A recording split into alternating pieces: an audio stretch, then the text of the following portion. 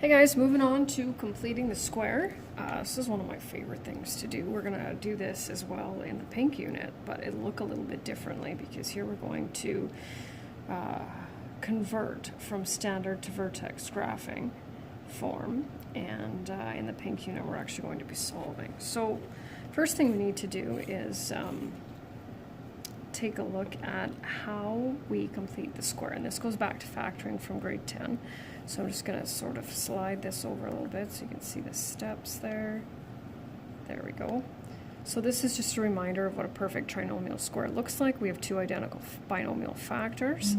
For steps, separate the linear term and the constant, and then complete the square. And remember, we're going to remember to keep the equation balanced. So bear with me.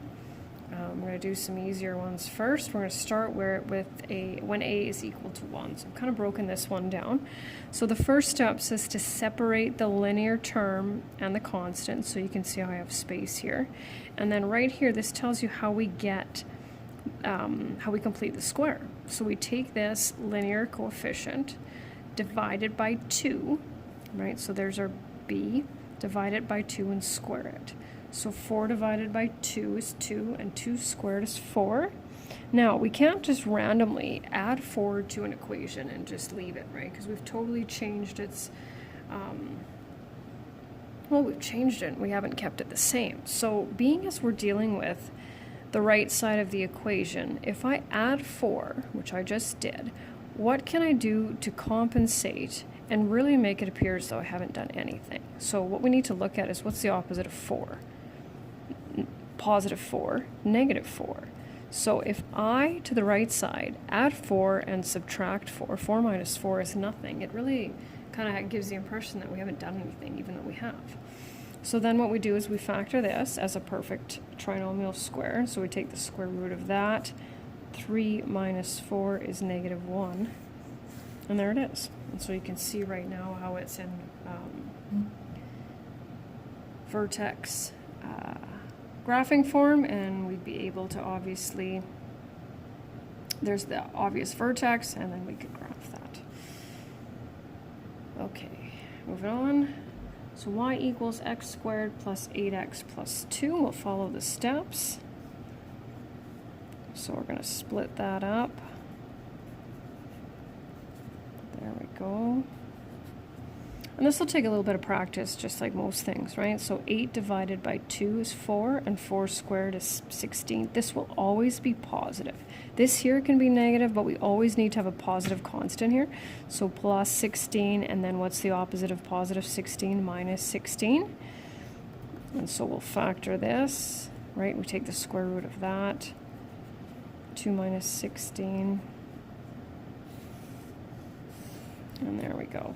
And I hope you're thinking to yourself, oh yeah, super, super simple. Well, here come the fractions.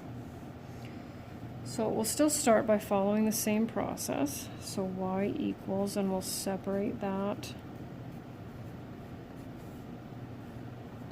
plus 6.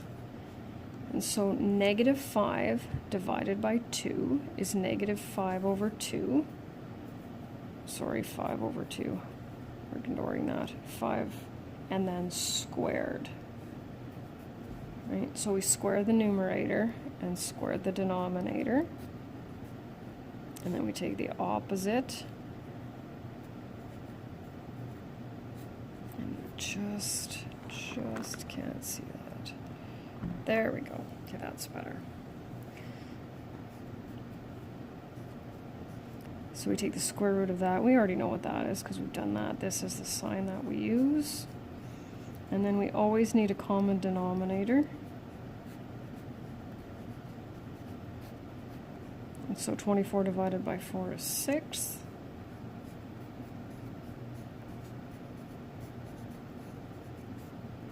And we're finished. Now don't worry about having to graph that. You can see by looking at the vertex that would be a little rough. Doable, but a little rough. We're not going to worry about the quiz content, of course, but here's where it gets a little bit interesting. So now we've got a numerical coefficient for the quadratic term that's different So it's something besides that. So we're just going to have to separate that because we know what it looks like. We know that our a value is outside the brackets. So we're going to take that 2. Now this is where you got to be really careful. Because we're going to separate, right? We have to make sure that we divide the 2 into that as well. But when we split and we separate the linear and the constant, you can see that this 2 only applies to the brackets and not that. So we don't divide the constant by 2, just the quadratic and the linear term. Now here's where we're okay, because we can take 10 divided by 2, which is 5, and square it. But now here's where it gets a little bit tricky, because students will say, okay, so we just subtract 25. Not that easy. Why? Because we now have this 2 here. So when we apply it, we have to take 2 and multiply it with everything. We already know that. So now what we have to do is take this, multiply it by this, which is 50. What's the opposite of 50? Because we haven't just added 25, we've actually added 50. So now we have to do the opposite of that, which is minus 50. Bring that down 2, and then factor that, and then minus 55. So it's, I don't know, I guess it's it probably is a little complicated, but just demands a lot of concepts. So we'll try it again with this one. So we know it's this parabola is going to open downward, which is fine. So we'll take this -2 out. Okay, don't forget, you got to watch your signs here. This is going to be a negative, and we'll just take a break for now, and we'll separate and move that over. And so now we'll go 2 divided by 2 is 1, and 1 squared is 1. So we'll add a 1.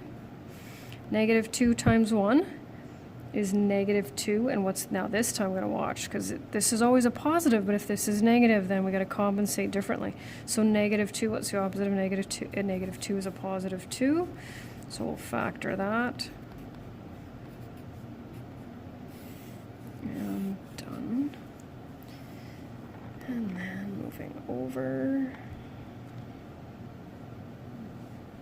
Hopefully I have enough room. There we go. Now I can get it over there. This one's going to be a little rough, so pulling out the 3 from the quadratic and the linear terms. Now here's where it's going to get a little ugly, because 4 divided by 3 is 4/3, and you can't write that as 1.3 because it's actually 1.3 repeating, so you're going to have to keep this in fraction form. Okay, so we'll take this, and so we take this, divide it by 2, and square it. So when I do this, I go 4/3 divided by 2. I know when I divide fractions, change the division to multiplication, and then I write the reciprocal. So right away I look at this as 4/3 times 1/2. I'll just tuck that over there. 4/3 times 1/2, which is 4/6, which we can simplify to 2/3. 2/3 squared is 4/9. And now we have to go 3 times 4/9. And I'm just trying to think of where I can put that. 3 times 4/9 equals 12/9. And that is 4/3. So really that's what we've done. And so we've added 4/3. So we're going to subtract 4/3. And you don't have to simplify it right away, but eventually you're going to have to. So I always recommend doing it right away. And so we'll factor this, right? Take the square root of that. And don't forget to put the squared there, because of course we know it's a parabola. Common denominator.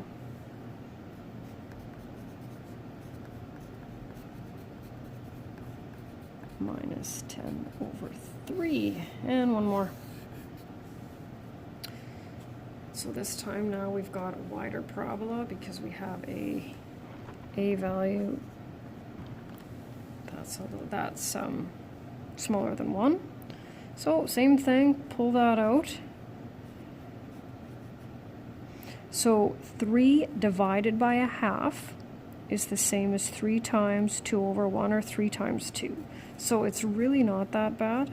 Separate that. 6 divided by 2 is 3. 3 squared is 9. We multiply these two together and we get 9/2. And then we do the opposite of that. Factor this.